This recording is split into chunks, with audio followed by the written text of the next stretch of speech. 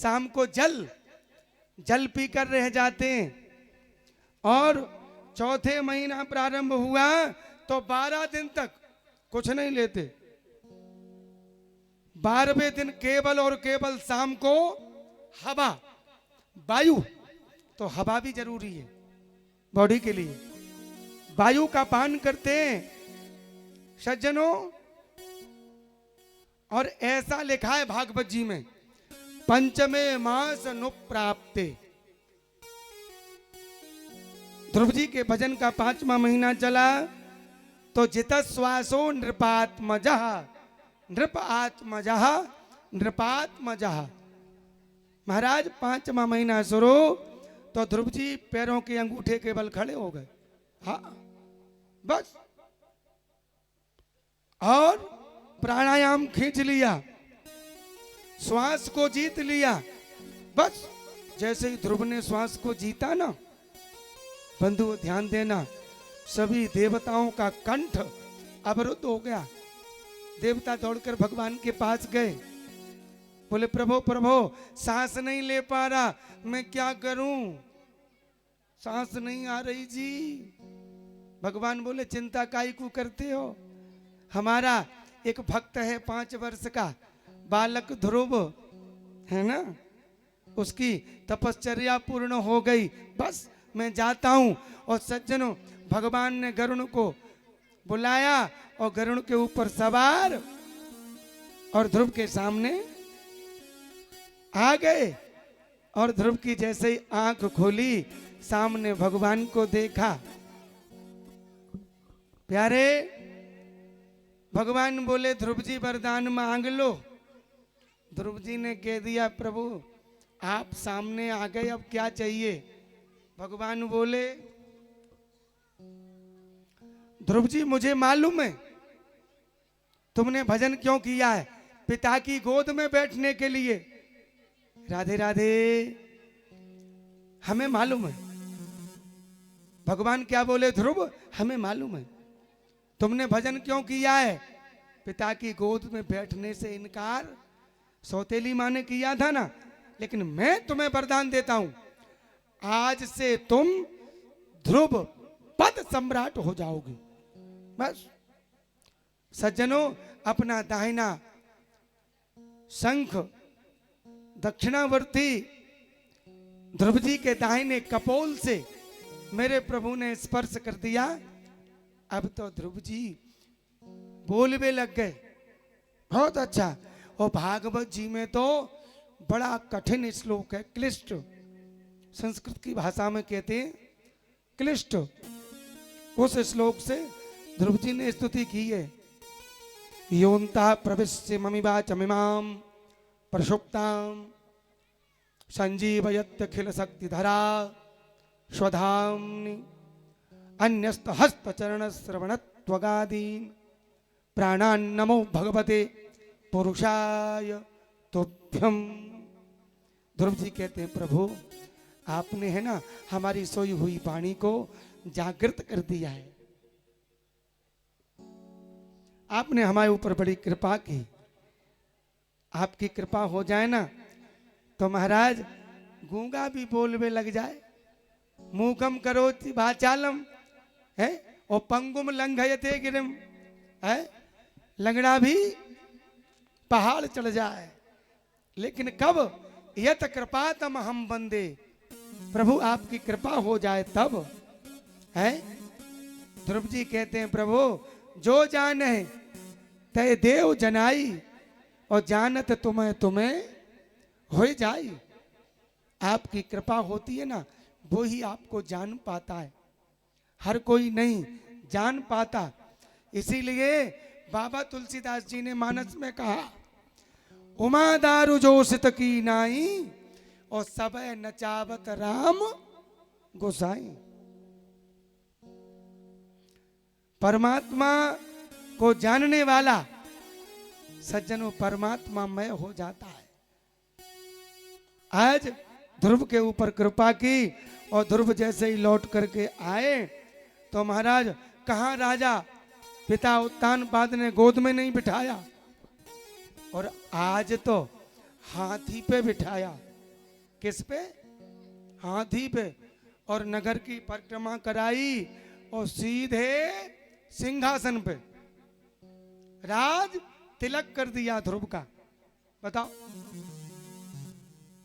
कहां गोद में नहीं बिठाया और आज राजगद्दी। और सज्जनों, ध्रुव जी का बड़ा सुंदर राज्य 36,000 वर्ष तक चला। और वैसे तो आज भी ध्रुव जी का राज्य है। अब आप कहोगे कैसे? आकाश में सबसे तेज जो तारा चमकता है ना, उस तारे का नाम है ध्रुव। क्या नाम है? ध्रुव तारा। तो ध्रुव तारे के रूप में ध्रुव जी का आज भी राज्य चल रहा है। तो प्यारे, बड़ा सुंदर राज्य किया। लेकिन ध्रुव जी के छोटे भाई हैं उत्तम, मौसी के लड़के, तो प्रभुता पाए काय मद नाही। समझो है न, थोड़ा आदमी बढ़ जाता है ना पैसे में, तो जमीन को देख के नहीं चलता। और वैसा ही किया ध्रुव जी के भाई उत्तम इत्यादि ने। बोले महाराज, यक्षों के बगीचे को उजाड़ा,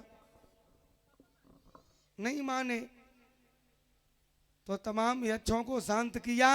तो सबरे यक्षों ने मिलकर के उत्तम की गोविंदाय नमः कर दी यक्षों ने। तो ध्रुव को बुरा लगा। तो ध्रुव जी ने भाई के बदले में सैकड़ों यक्ष